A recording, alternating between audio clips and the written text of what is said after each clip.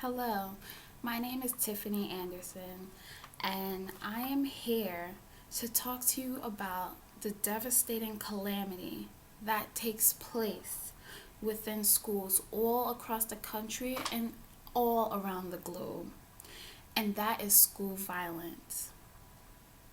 While this is a disastrous occurrence, studies have shown that there is a tremendous decline of school violence from 1991 to now 2015. Studies have shown that school violence has gone down by 1/3 of reported violence occurrences that have happened. So schools are becoming safer. It may not seem that way because we see a lot of these things happening on the news today, but it is becoming safer from studies and statistics.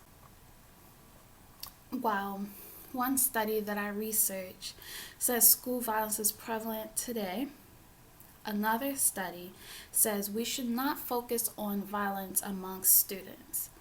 But the new thing that's been happening within the school is the violence of students towards their teachers.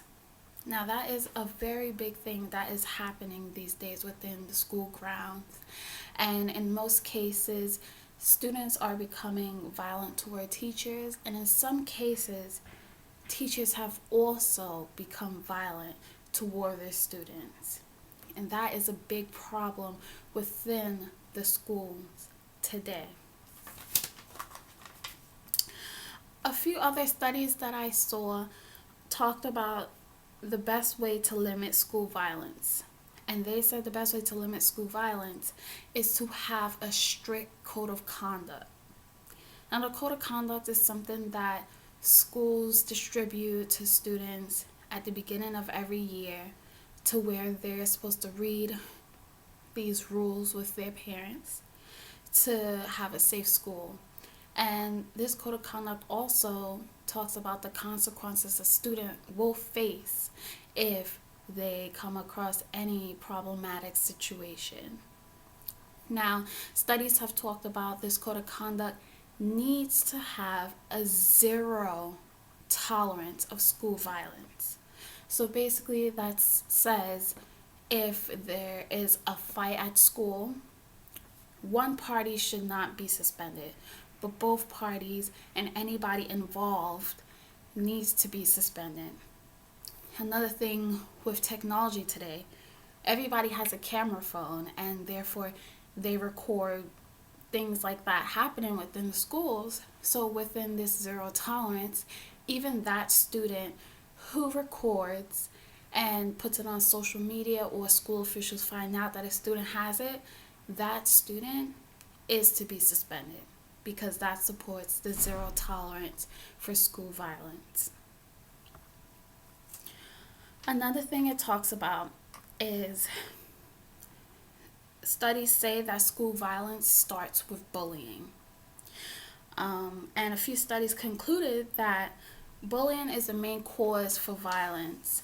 And because of the bullying, the victim is in such a distressed state from being the victim that they feel that violence is the only way to escape that situation.